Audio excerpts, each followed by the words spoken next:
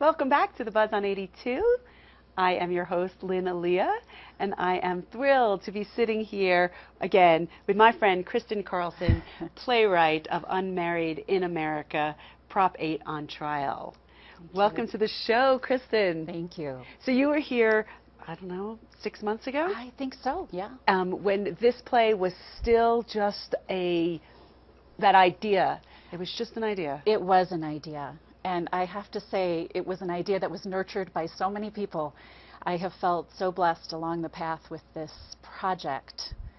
When I first started reading the trial, I was very sucked in just by the testimony. I wasn't familiar with the trial, and the more I read, the more I wanted to know. And I was sitting in a coffee shop in Glenwood, poring over the trial, and let's back up for a second. Yeah. Because I think we did this. This is where we started. I think this is where we left off the last time. You were still poring over it. Yeah, so what is Prop 8?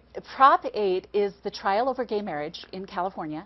And it was a very confusing vote, if you ask me. If you voted yes, you were saying no to gay marriage. If you voted no, you were saying yes. Right. So it was all very complicated. But there was a trial. There were some amazing witnesses who took the stand, experts, individuals. 4 very brave plaintiffs took the case to the California Supreme Court. And it just was an interesting cultural phenomena, and what I really got sucked in by was the testimony, but then what are people actually talking about outside the courtroom? How is this really affecting individuals? So from the transcript and actually meeting an individual who was engaged in the trial, I was led to more individuals who sent me stories and just incredible material.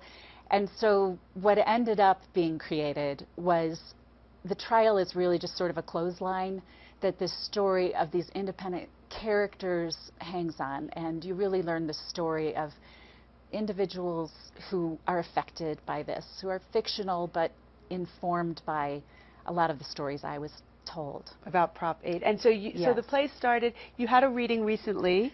Yes. 3 months ago, 2 months September. ago? In September. September. At Colorado Mountain College. Yes. And this has been an incredible joint project. Colorado Mountain College stepped in, had the stage for the first reading. CCAH is giving us performance space. Thunder River Theater put us in touch with their poster production people. Everyone has pitched in, and it's an Aspen stage production, so they're the umbrella organization, and it's been incredible. Plus right. Gay Ski Week. Right, so it's Gay Ski Week yes. That's coming up next week, yes. and there's going to be a staged reading at the Wheeler Opera House. At the Wheeler Opera House. On Thursday, January 19th at 7 p.m. We yes. can get tickets through the Wheeler Opera House. So what exactly is a staged reading, and how does this work? Like, how does a play come from this idea that you had, yes. Yes. and then you get a reading, and now it's here? Like, what does that all mean as a stage reading? Yes. Wendy Moore directs, and she comes at things like a choreographer. I mean, she came in with a vision.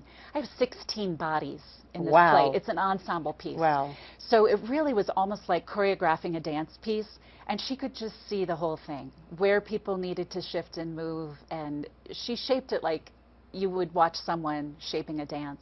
And does that affect how you as a playwright shapes your piece?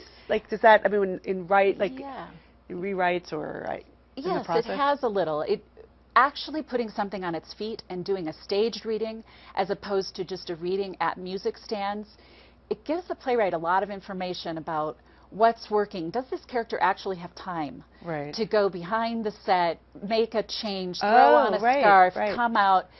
Whereas if you're just standing at music stands, you don't always get the sense of the flow of the movement and is it really working? So when you're at music stand, it's more to hear what the play it's is. And auditory. now the stage is moving, they get to move around. Yes. So will they be in costume? Will they be? Yes, it's very subtle costuming, but they will be in costume, and it is staged. And after the reading at CMC, I did a good deal of cutting and trimming and tightening because I knew it was just too long. I mean, the trial itself is over 3,000 pages long. Right. And then the issues I wanted to touch on with all of these individuals, I didn't want to just leave one out wholesale. I wanted it to be an ensemble, but it required a lot of internal shaping and cutting, and so hopefully this next incarnation along the way will be a little tighter, and it's the same cast, For the most part, I did lose 4 actors to Wow. life's various opportunities and journeys, but I have some great replacement actors, local actors, and 2 guys who came all the way from Lake Dillon Theater. Wow. The artistic director of Lake Dillon Theater and another executive from Lake Dillon Theater, who are both phenomenal, and they're coming all the way from Lake Dillon. Right, it's a spectacular story. I mean, it's important and it's relevant and it's really a wonderfully crafted play. And I've seen many different of them. I'm excited to see the next. So what happens after a stage reading for anybody out here who doesn't even know what happens next? So what? Yes. Well, the ideal is someone in the audience. Please come. Someone out there has connections with a theater or is interested in producing a full production and workshopping the piece and really envisioning it as a full production at a theater. Right. And the hope would be, you know, that the next level would be a workshop and a production where the piece would be honed further. So in a workshop production, the actors are off book, so to speak, and they... Yes, it's very much like a production, except actors know coming in that your script may be changing. Exactly. And they're willing to work in those parameters, knowing that it's a workshop piece. Right. And yeah, so my last guest, Mark, we were just talking about the same thing. Like, you think, I can do that, I can stand that, look how easy that is.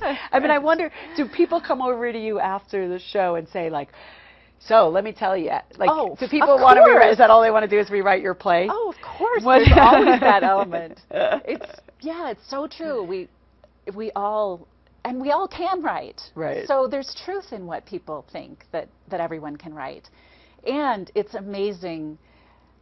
Just the series of steps. I have to remind myself, I was at the Dramatists Guild convention this summer and out there talking to people who do shows from inception to production in bigger venues, you know, big city venues, Chicago, New York. They have so many previews